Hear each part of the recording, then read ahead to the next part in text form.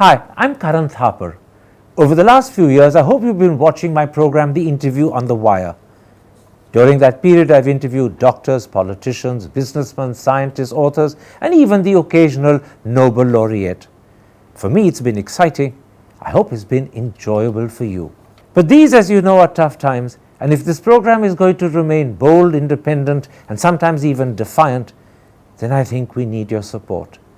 At the end of the day, it's a truism, but editorial independence is best defended by the viewers.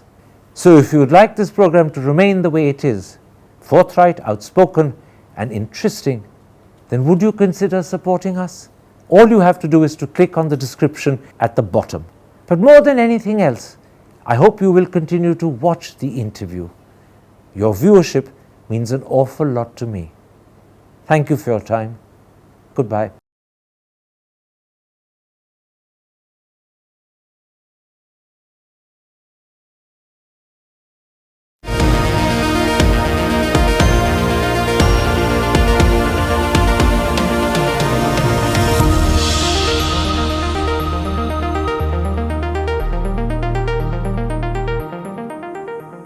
Hello and welcome to a special interview for The Wire. With a firm date set for the election of the Congress President, the 17th of October, controversy has broken out over the quality of the electoral rolls as well as whether they should be made public. And that in turn has led to two further questions. Will the election truly be free and fair? And will it be in keeping with the requirements of the Congress Party's constitution? Those are the issues I shall raise today with the chairman of the Congress Party's Central Election Authority and the returning officer for the presidential election, former General Secretary Madhusudan Mistry. Mr. Mistry, I want to first talk to you about the Electoral College which will elect the Congress President. It comprises several, but not all members of Pradesh Congress Committees, and a very large number of those will actually be delegates elected by secret ballot by the block Congress committees. So my first question is, has every block Congress committee elected by secret ballot a delegate, or have they been chosen in some other way? Yes, I would say electoral. What we have a system in the, according to the constitution, is that every unit comprises of minimum 25 people at a booth level. So if one assembly constituency has 300 booths, say for example, then there may be a minimum 25% or a 50% booths which should have the committee. Committee then elect the president, vice president, and a treasurer, and one member to go to block. Absolutely. That one member which goes in block, so you have a 300 people or 250 or whatever number may be. They are block, they are the primary the committee's representative in the booth. Let's come to the block level. Yeah. Has every block Congress committee elected by secret ballot? That's what I'm coming to it. Now, all these people who have been, from primary committee go to the block level, there is a meeting, and that meeting takes place. There's only one incident where actually the election has happened with a secret ballot. Only one? Wait. Let me complete it. Normally, people who assemble there do not go for secret ballot or elections. They pass a resolution, number one, or in fact, unanimously agreed, because every block committee may have a one group, two group, three group of the people. Can I interrupt? Yes. You're saying that these people get together in a meeting and pass a unanimous resolution. They do not hold an election. I would say, unanimity and election is not each other opposite. If there is a difference that A wanted to be, president, and B also wanted to be a president, or A wanted to the delegate and B also wanted to delegate, then there is an election. Can I interrupt? Yeah.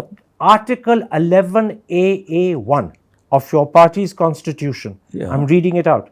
Every block Congress committee will elect by secret ballot a delegate to the PCC, and such delegate shall be a member of the PCC. Your constitution requires an election by secret ballot. Yes, but where there are people contesting for the same post, 2, 3, 4. If 4 people claim that I want to be a president, I want to be a delegate, there is election. Where there Are is you saying to me there was no need for an election? I am not saying no need. All I am saying is that when the people, elected from the booth committees go to the block committee, and when they, in a meeting, decide, okay, X will, become a delegate, Y become, the vice president, C become, if it is a unanimity in that, then there is no election. Just a moment. Just a moment. So I'm interrupting you on purpose. Yeah. Your constitution requires an election, not a unanimous selection. It's not. Even if the election is uncontested, you need, according to your constitution, to go through that process. No need. See, you will have to have a delegate from the block. If all the people who are, the voters, if they decide that X will be the, going to the, as a block president to the district or to the state, then there is election. Then let me ask you this. Let me ask you this. How many block committees had an election? No.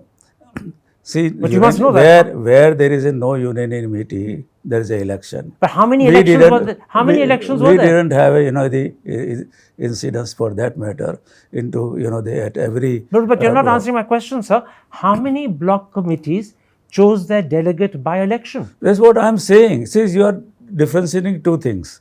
One thing is that if there is a unanimity, you mean that is not an election. When actually, if there is a differences for the same post, then there is an election. So how many elections did you have? No. There was no election except that, in Andaman and Nicobar. Only one? Yeah, where people have demanded. See, there was a standing instruction to all the PROs, where there is a unanimity. No, there's don't force the election.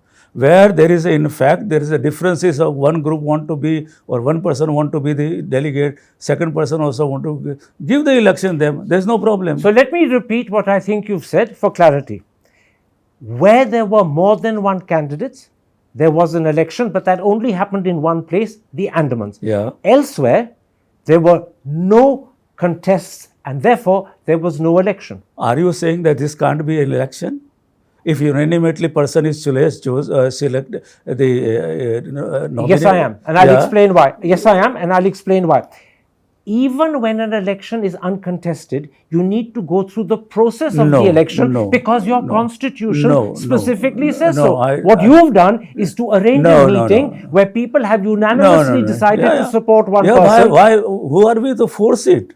That everybody should go just put their names there in the ballot boxes. It's not a question of forcing it. It's required by your constitution. Yeah, but that's also an election.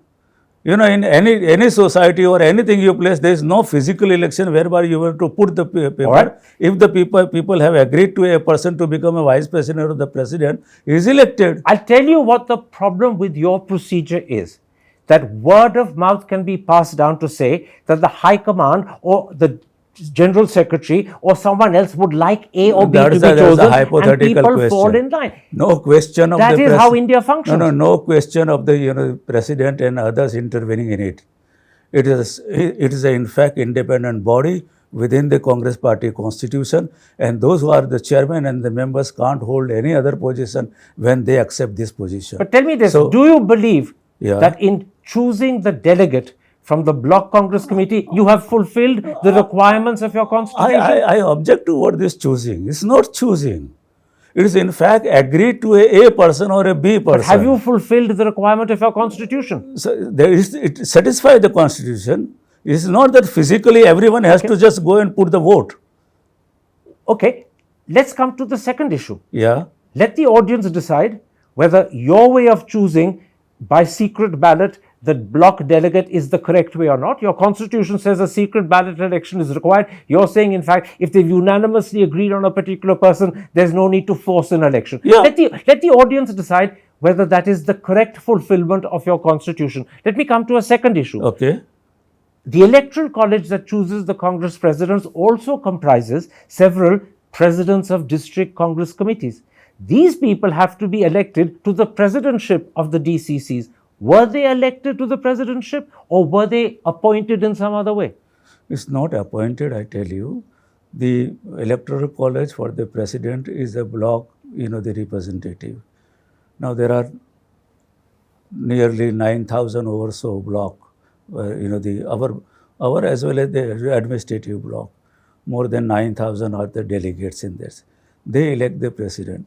They also elect, the DCC president, also elect the PCC But were president. these DCC presidents elected, or were they also chosen by some form of It is not consensus? chosen yet. It is not chosen yet. Someone who has been, saying is, at present we are just going for the party president post at the first, because we have to put this time schedule.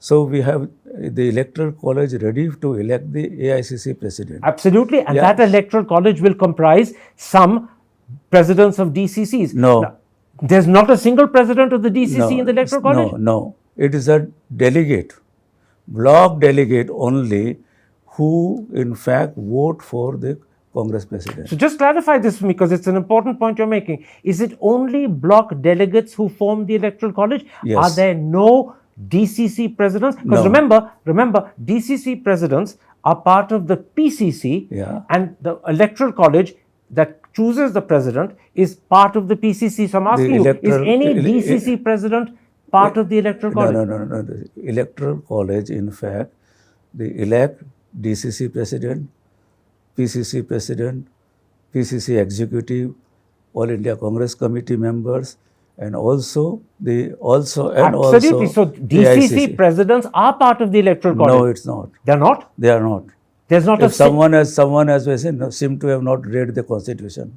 So, this is a very important point you're making. Yeah. Because the electoral college comprises a very significant part of the Pradesh Congress Committee. Yeah. But you're saying that DCC presidents who are part of the Pradesh Congress Committee are not part of the electoral college that chooses the president. Not that. The electoral, the block representative can contest DCC president election, can contest vice president election, can contest the treasurer's election. So you will have to be a block representative first. Only after becoming a block representative, you can go for AICC, you can go for the president, and also for All India Congress.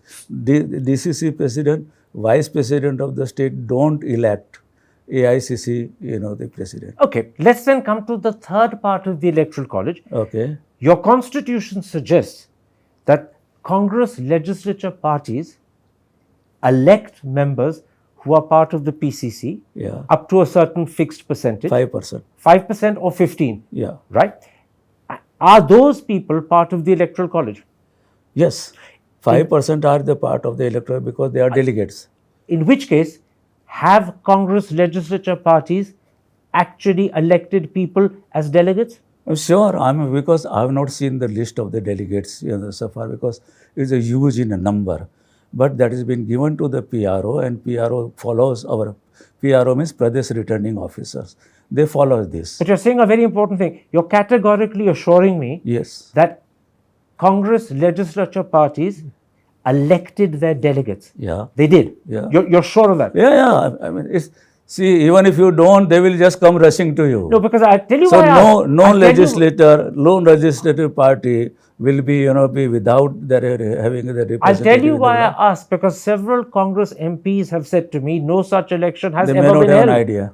They may not have an idea. So you're saying to me, Congress legislature parties actually held elections Yes. to elect their delegates. Actually means you are saying you're just going in for But vote. was it an No. election, or was it some sort of unanimous That's what choice? I'm coming to.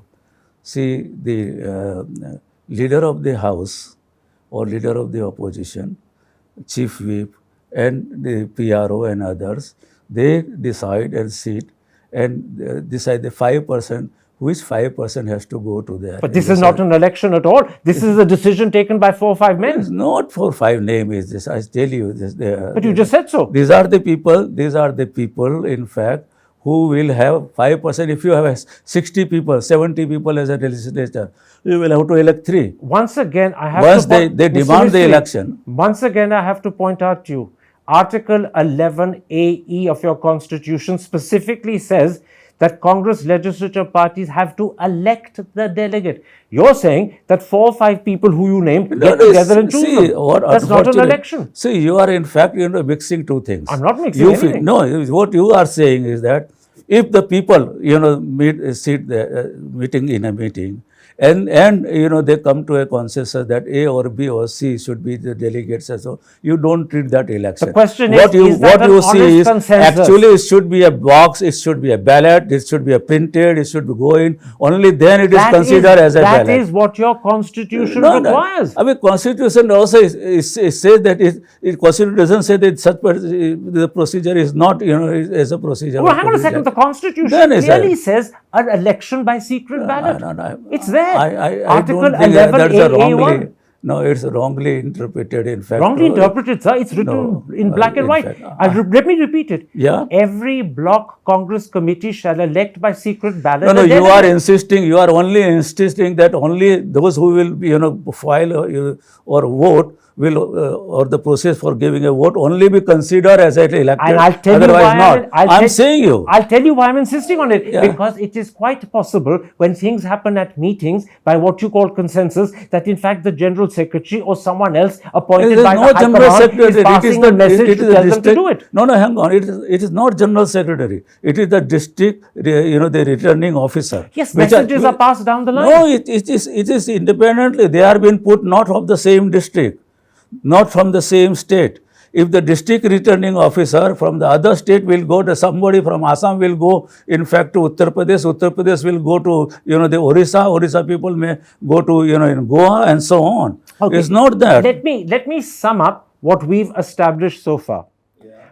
2 sets of people who form the electoral college to elect the president require themselves to be elected. I'm talking about delegates from the Block Congress Committee. I'm talking about delegates from Congress legislature parties. You've just confirmed to me that in fact those elections did not happen. They were decided I would not say. No, I differ there. No, I differ there.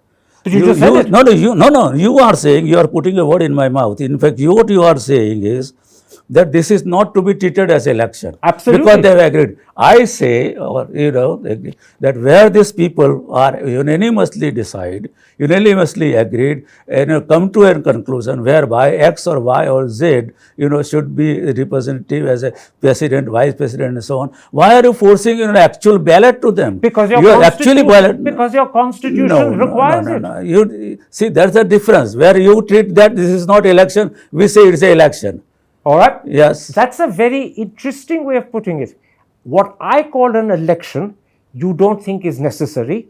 You believe it's not necessary. Again, I tell you. That's what I'm saying. I'm repeating what you said. No. Instead, you believe that a choice or a decision made unanimously by consensus. No, I oppose these 2 enough. words, necessary and the choice.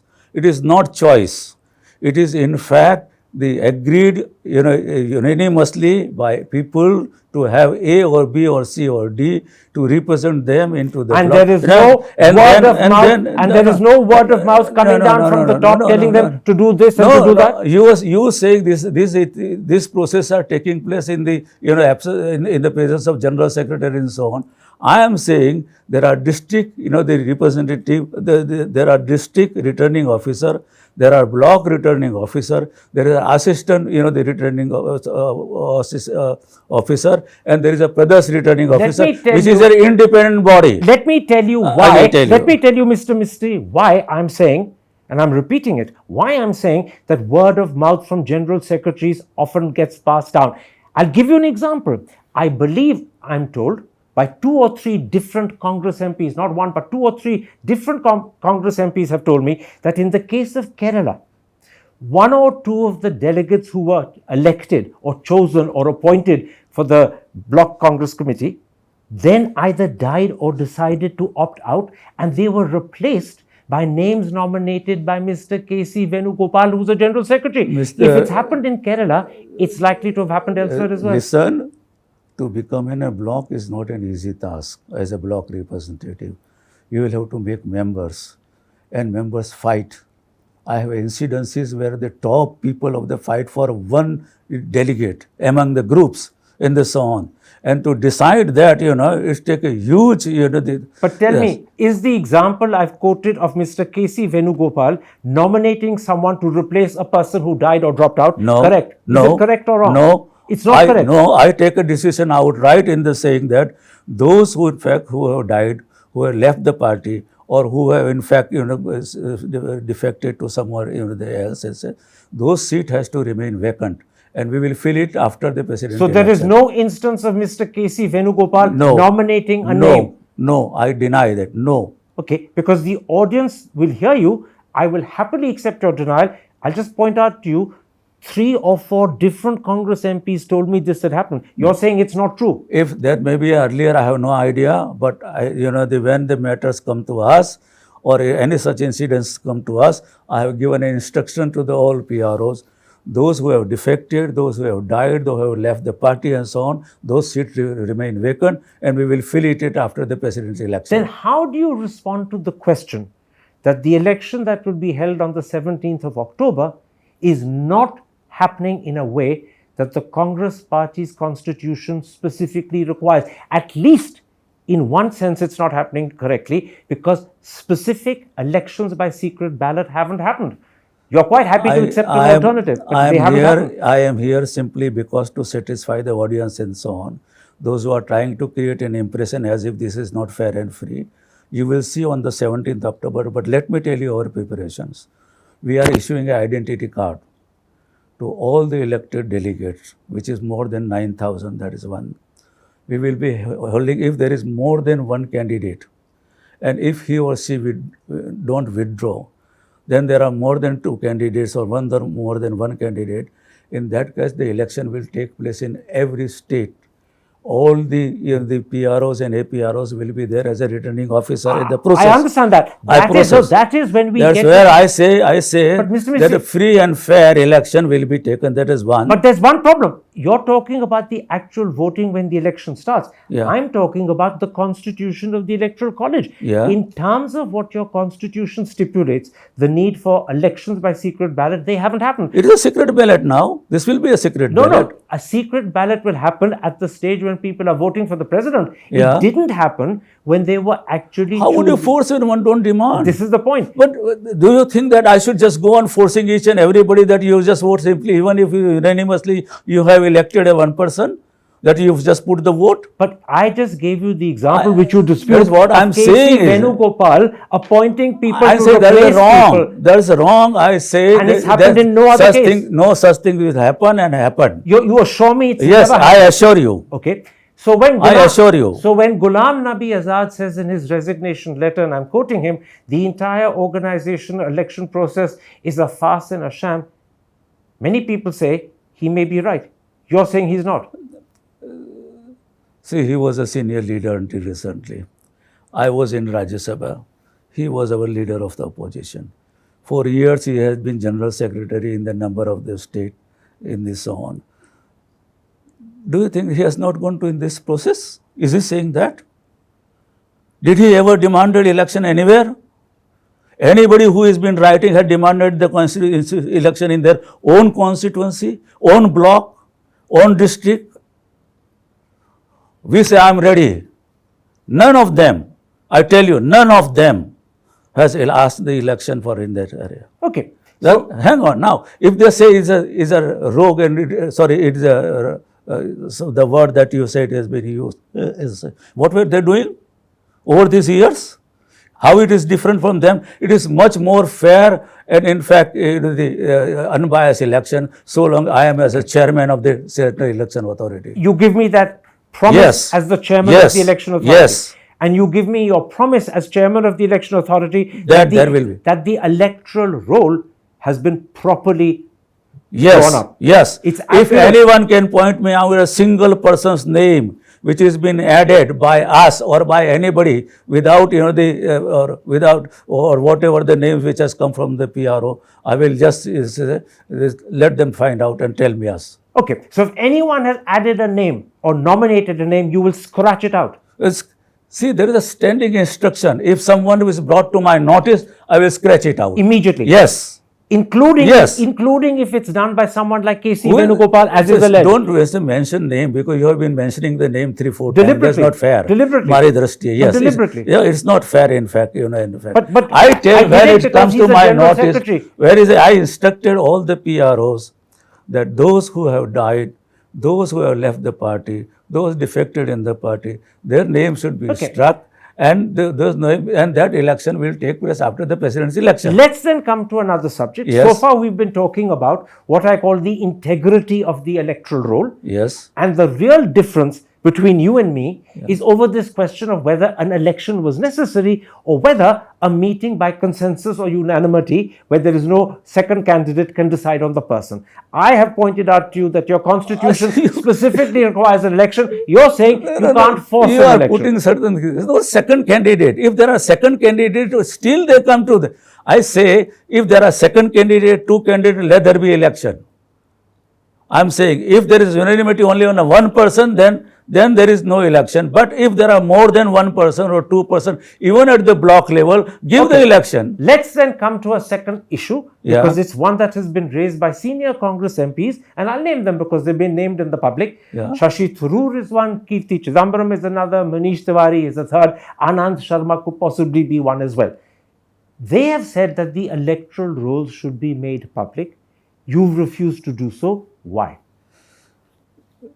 First of all, that all the people in this country are not the member of Congress party, number one. We have nearly 6 crore to 2.75 crore people have already verified membership, and there is a paper membership.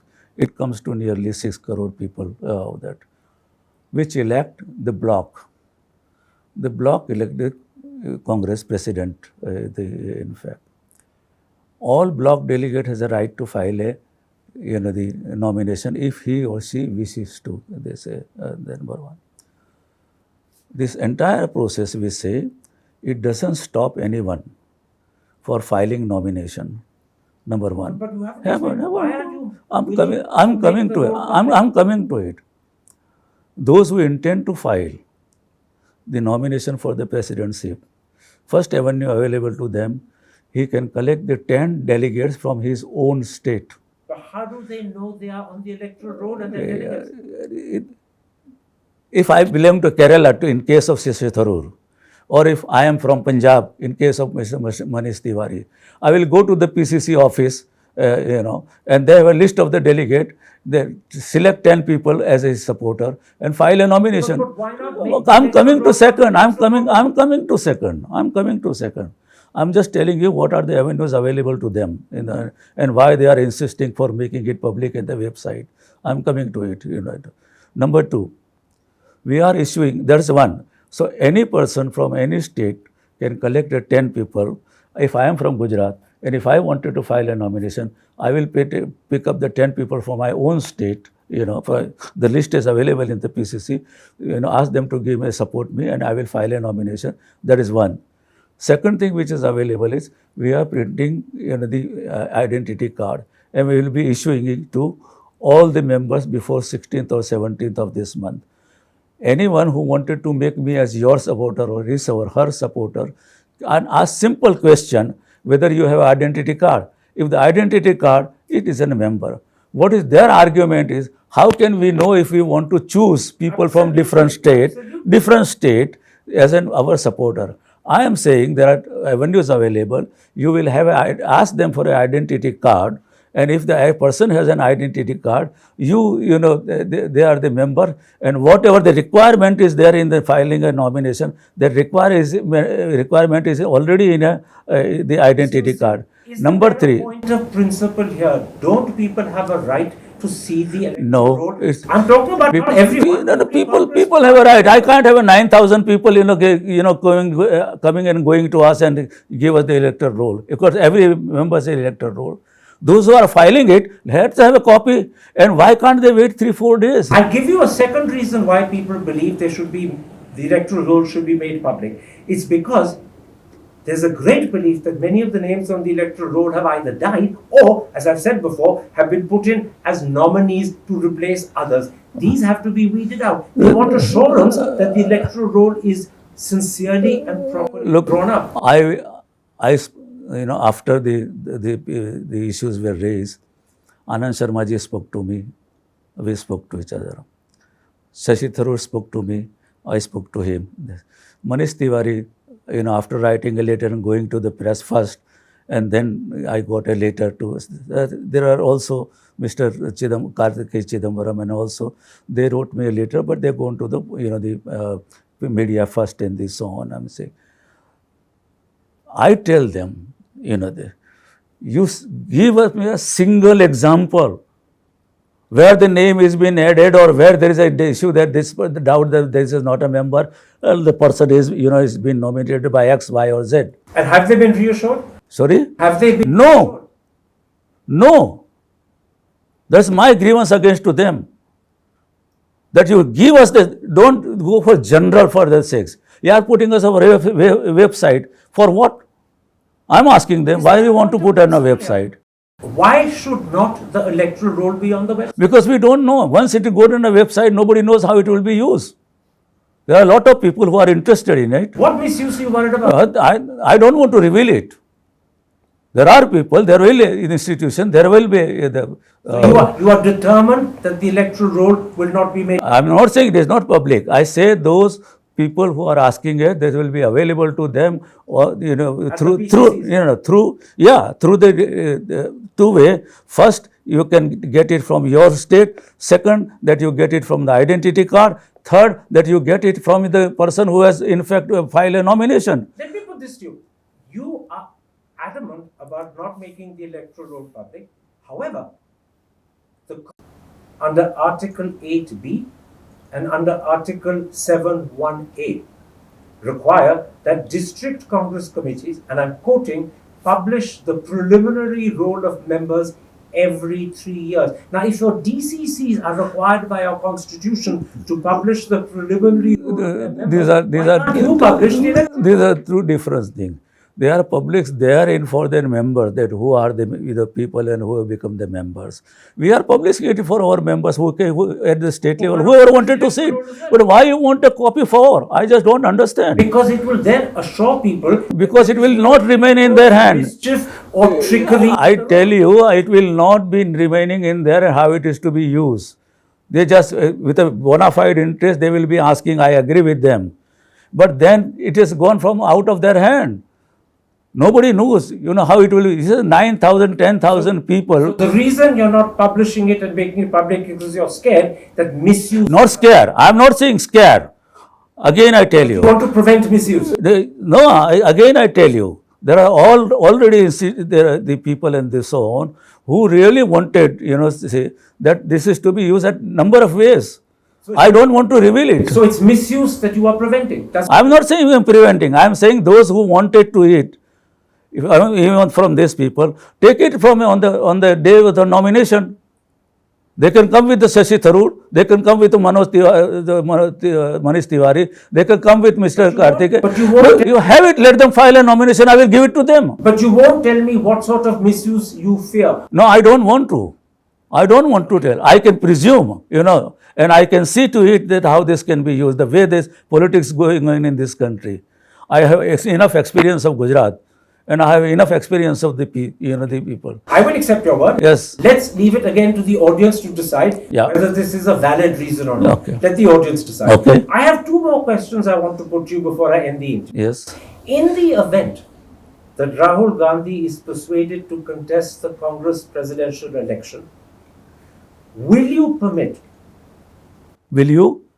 I'll begin again. In the event that Rahul Gandhi is persuaded to contest the Congress presidential election. Yeah. And there are other contestants in the fray. Let's name two of them. Manish Tiwari, Shashi Tharoor. There are two people who are saying they may contest. Yeah.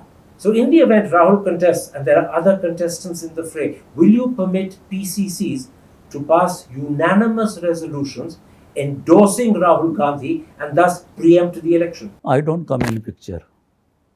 As far as I am concerned, as an authority, they have filed a nomination, and if they don't withdraw, they are candidates, and I have to conduct the election. If there is anything else is been a matter between the organizing general secretary or the party and them. You're saying a very, very important thing. I'm only repeating it because I think it's important. You're saying to me that even if PCCs pass unanimous resolutions endorsing Rahul Gandhi, if there are other candidates in the fray, the election will happen, you will not preempt it. No, it's not binding to us. Election will take place. It will take place. Yep. So PCCs cannot try and preempt it. I say no resolution binding us if there are more than one candidate.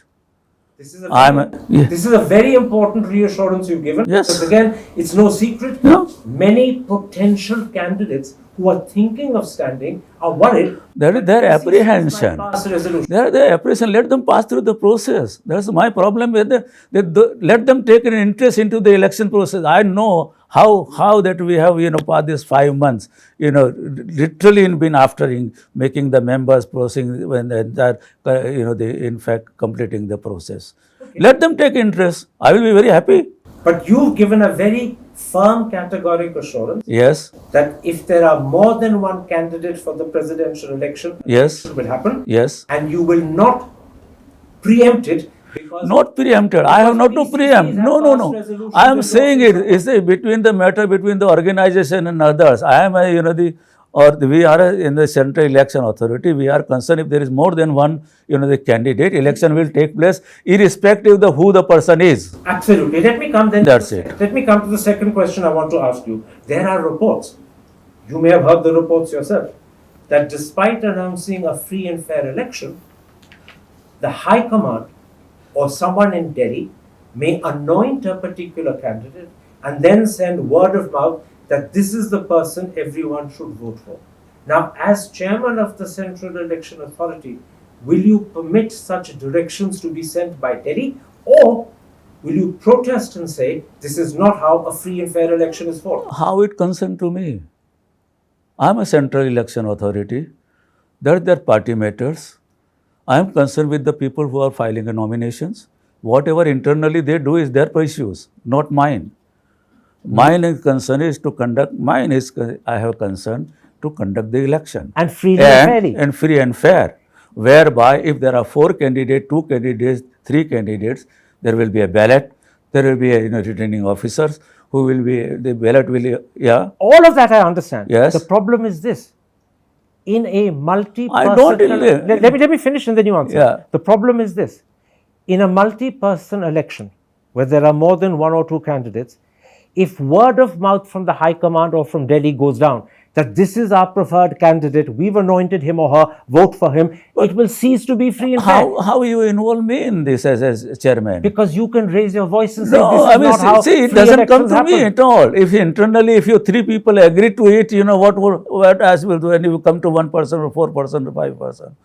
I am concerned with if there are more than 1 or 2 nomination, whoever may he or she be, in fact, I am bound to conduct the election, and I will conduct election fair and freely, no matter. But Mr. Mistry, it won't be fair and free if word of mouth from Delhi. But you 4 decide if suppose in case, and I am the authority, and if you decide it, how am I in picture? I'll tell you why this question has been raised, because once again... But it's not relevant question to me. Well, it is in the sense that you're the chairman of the Central Election Authority. And if you were to say... No, I am a central authority, but not of the party. But let me put this out to you. Yeah. You are the person who will determine the freeness and fairness of the election. Yes. That's your responsibility. Yes. So if Delhi or the High Command is sending a message, this is our preferred candidate, you should publicly stand up and say, I'm sorry, this is not acceptable. It is not, see, so first of all, in fact, again I tell you, as I said,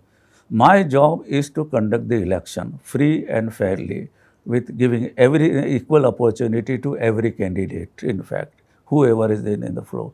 Now, internally, if they decide it is their problem, not mine, unless I am brought to the notice.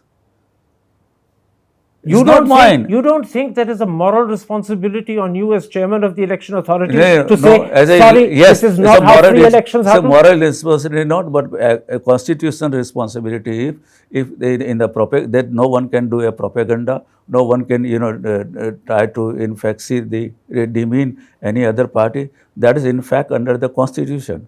No one will bring the voters with the in the Okay. vehicles. That's there. If they are doing it, it's my I'll responsibility. tell you why I asked this question. Yes. And it's pretty obvious.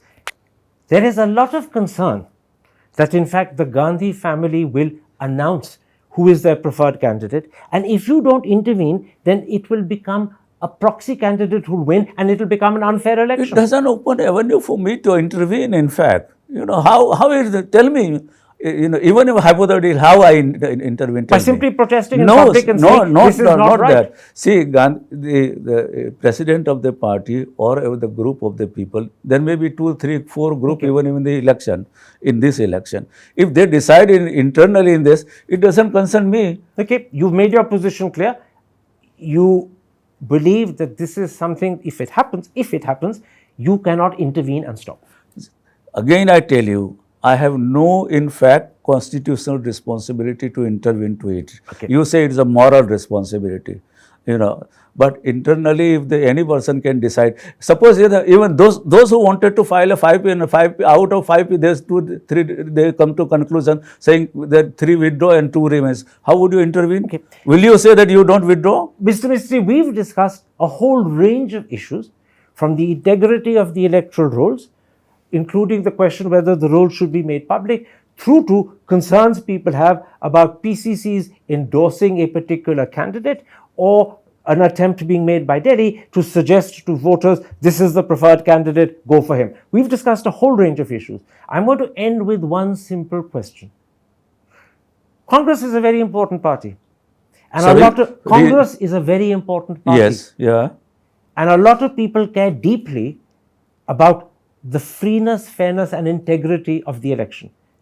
Will you assure me that you will do everything to make certain this is a free, fair and honest election? Yes, I will, and I will do it. Let not anybody remain in any kind of apprehensions of it. If it is brought to my notice, I will do it. I am an authority, and I am a chairman under the constitution of the Congress party. I tell you, those who there should not be a slightest, the kind of apprehension or anything in some kind of nilly-dilly or thing in the election process. I will not allow. You will remove all doubts. Yes, I will. And this is a firm promise you're Yes, is a firm promise. Mr. Mistry, I thank you for this interview, and I thank you in particular for taking all my questions and answering them. Thank you very much. Thank you very much. Hi, I'm Karan Thapar. Over the last few years, I hope you've been watching my program, The Interview on the Wire. During that period, I've interviewed doctors, politicians, businessmen, scientists, authors, and even the occasional Nobel laureate. For me, it's been exciting. I hope it's been enjoyable for you.